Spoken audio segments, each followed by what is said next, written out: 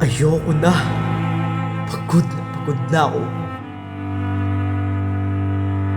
Akala ko pa ang kabataan ng pag-asa ng bayan. Ngunit bakit ko ito pinagdadaanan? Siguro, ikaw ang may kasalanan ng lahat. Ikaw! Ikaw!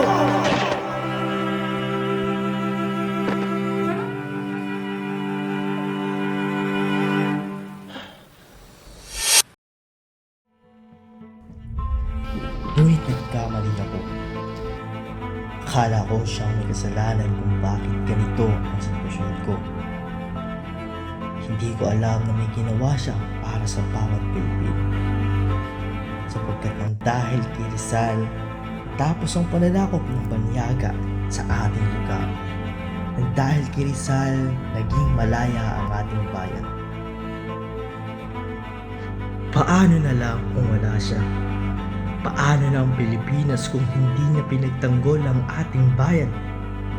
Mananatili kaya ang kapayapaan at ating kalayaan kung hindi niya pinaglaban ang ating mga karapatan? Ngayong alam ko na ang kanyang ginawa, hindi ko hahayaang malugmok ako sa aking kalagayan.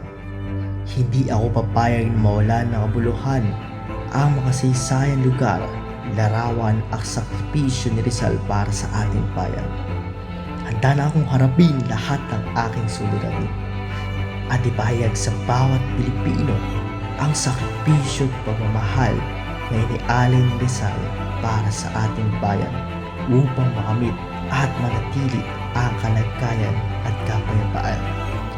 Salamat sa iyo, Rizal, dahil ikaw ay naging matapang. Mas nalaig sa iyo ang pagmamahal sa ating bayan at nagkaroon ng bagong buhay ang ating bayan. Tunay na tayo mga kabataan ng pag-asa ng ating bayan.